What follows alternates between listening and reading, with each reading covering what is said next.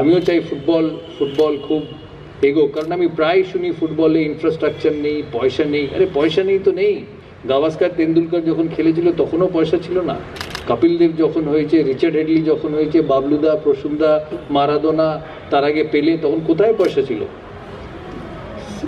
Sports calibre skill is not related to money, it's related to heart. নমস্কার দর্শক বন্ধুরা, extra time Bangla আপনাদের সকলকে স্বাগত। আমি রৌনক এবং এই মুহূর্তে আমি রয়েছি মোহনবাগান ক্লাব তাঁবুতে। যেমনটা দেখতে পাচ্ছেন পিছনে বড় বড় করে মোহনবাগান লেখা, এবং কেন রয়েছি, অবশ্যই মোহনবাগান ক্লাবে অমর একাদশ মূর্তির উন্মোচন হয়েছে আজ, এবং সেই অনুষ্ঠানেই কিন্তু প্রধান অতিথি হিসেবে উপস্থিত ছিলেন সৌরভ গঙ্গোপাধ্যায়, ভারতের প্রাক্তন অধিনায়ক, এবং এছাড়াও উপস্থিত ছিলেন ভারতীয় কিংবদন্তি ফুটবলারেরা, যারা কিন্তু মোহনবাগান জার্সি পরে একাধিক ম্যাচ জিতিয়েছেন এই ক্লাবের হয়ে। এবং অবশ্যই সৌরভ গঙ্গোপাধ্যায় এসছেন মানে তার সাথে যে ফুটবলের যে গভীর সম্পর্ক, সেই গভীর সম্পর্কের বিষয়ে বলবেন না এমন তো হয় না। সৌরভ গাঙ্গুলি প্রথমে যেটা বলেছেন সেটা হলো যে তিনি কিন্তু ছোটোবেলা থেকে 14 বছর বয়স থেকেই কিন্তু তিনি এই ক্লাবে এসছেন, এবং সেই সময়কার যে সকল ফুটবলার ছিলেন যারা এখন কিংবদন্তি পরিচিতি পেয়েছেন, সেই সকল ফুটবলারেরই কিন্তু খেলা দেখেছেন তিনি। এবং অত্যন্ত গুরুত্বপূর্ণ একটা কথা বলেছেন, সেটা হলো মোহনবাগান ক্লাবে বা ভালো ফুটবলার বা ভালো ক্রিকেটার হতে গেলে কিন্তু টাকাই সব নয়, অর্থাৎ টাকা দিয়ে সব কিছু হয় না। এবং এছাড়াও ক্লাবের প্রথম 1 কার্ড পেয়েছেন সৌরভ গাঙ্গুলি। এর আগে আপনারা যারা মেম্বারশিপ হোল্ড করেন মোহনবাগান ক্লাবে তারা জানেন যে 2টো কার্ডের ব্যাপার ছিল, কিন্তু আগামী জানুয়ারি মাস থেকে, এই বছরের শুরু থেকে কিন্তু একটাই কার্ড থাকবে, যে কার্ডেই সব কাজ হবে, এবং সেই কার্ডের প্রথম সদস্য হলেন সৌরভ গাঙ্গুলি। তো সৌরভ গঙ্গোপাধ্যায় কী বলছেন চলুন শুনে নিই। আমার খুব ভালো লেগেছে আজকে এখানে এসে, কারণ আমি এই ক্লাবের সাথে দুভাবে যুক্ত ছিলাম। যখন সেন্ট জেভিয়ার স্কুলে পড়তাম এই পাশে, তখন 13-14 বছর বয়স, বাবার লাইভ মেম্বারশিপ কার্ড নিয়ে রোজ বিকেল 4টে মোহনবাগান খেললেই র্যাম্পাটে এসে ফুটবল খেলা দেখতাম। অ্যান্ড অ্যাকচুয়ালি দেখতাম, এখানে এসছি বলে বলছি না, অ্যাকচুয়ালি স্কুল থেকে বেরিয়ে ফুটবল খেলা দেখে বাড়ি যেতাম। বিদেশ কোথায় খেলতো, মানুষ কোথায় খেলতো, প্রসূনদা কোথায় খেলতো, বাবলুদার ডান দিকে কে খেলতো, বাঁ দিকে কে খেলতো, গোলকিপার কে ছিল, আমি এখনও বলে দিতে পারবো যে আমি এতবার এখানে এসে খেলা দেখেছি। প্রশান্তদা কিছুদিন এখানে খেলেছেন, তারপর ইস্টবেঙ্গলে খেলেছেন, গৌতমদা। ছোট থেকে আমি এই মোহনবাগান ইস্টবেঙ্গল খেলাই ফুটবল খেলাই দেখেছি। তারপর তো তারপরে ক্রিকেট শুরু করা, সেখান থেকে ক্রিকেট খেলা। আমার সবচেয়ে ভালো লেগেছে যে মোহনবাগান ক্লাব আজকে তাদের প্লেয়ারদের 1911 দিয়েই শুরু, আজকে তাদের প্লেয়ারদের এত বড় রেসপেক্ট দিয়েছে, কারণ 1911 122 বছর আগে এই ক্লাবের কাছে খুব গুরুত্বপূর্ণ একটা দিন। কারণ যে কোনো খেলায় প্রথম খুব গুরুত্বপূর্ণ, যেমন ক্রিকেটে ভারতের 1983 সালের ওয়ার্ল্ড কাপ। কারণ এই প্রথম শুরুই আমাদের মতো যারা ছোট ছিলাম তখন, বা প্রসূনদা, বাবলুদা, এনাদের খেলা দেখে যারা ছোট ছোট ফুটবল প্লেয়ার আস্তে আস্তে বড় হয়েছে, তারা এই দেখেই ভাবে যে ওরা পারলে আমরাও পারতে পারি।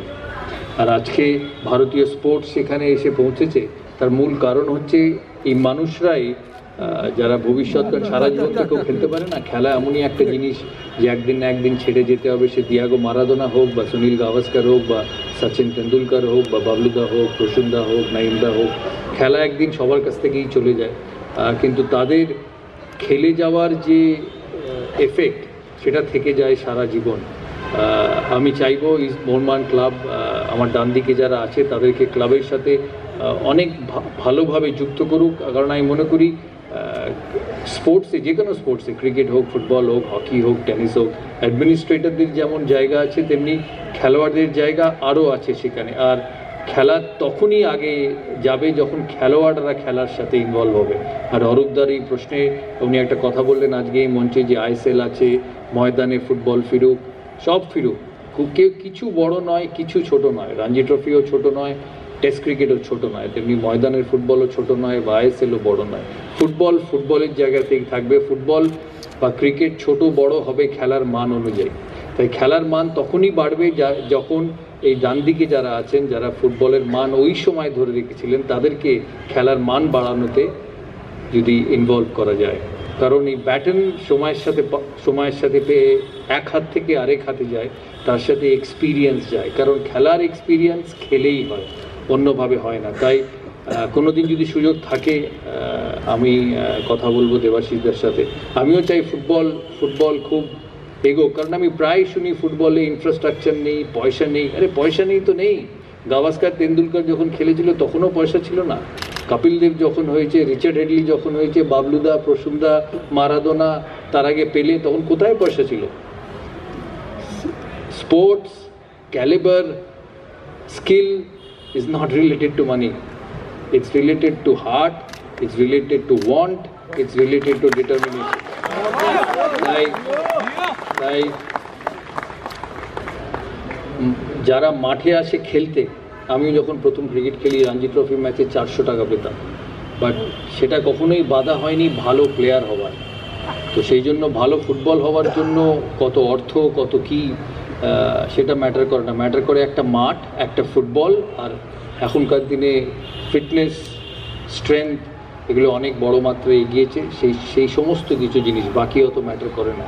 তাই আশা করি যারা এখানে হয়তো নেই, ইয়াং ফুটবলাররা এখানে নেই, তারা সবসময় সব জায়গায় আসতে পারে না, এই কথাটা মাথায় রাখবেন যে নিজের ইচ্ছে থাকলে, পায়ে একটা বল থাকলে আর বারপোস্ট থাকলে ফুটবল হওয়া যায়। কারণ ব্রাজিলেও ফুটবলার তৈরি হয়, সেখানেও এত পয়সা নেই।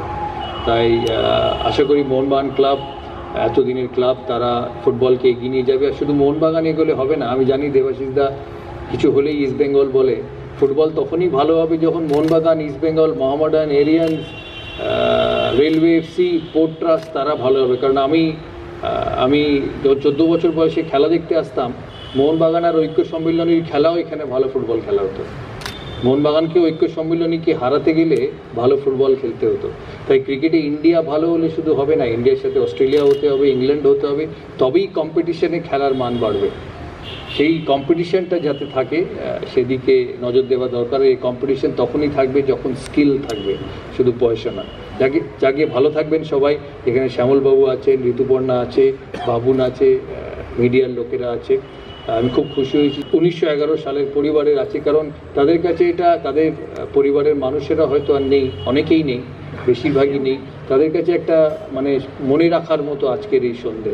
তাই সবাই ভালো থাকবেন, সুস্থ থাকবেন, আর মনে রাখবেন খেলা তখনই এগোবে যখন যদি খেলার লোকেরা খেলার সঙ্গে যুক্ত থাকে। তো ভালো থাকবেন। আর এই দেবাশিসদাকে এই আয়োজনের জন্য অনেক অনেক শুভেচ্ছা, অনেক অনেক ভালোবাসা। আশা করি উনি খেলোয়াড়দের নিয়ে মোহনবাগান ক্লাবকে এগিয়ে নিয়ে যাবেন। নমস্কার। Extra time.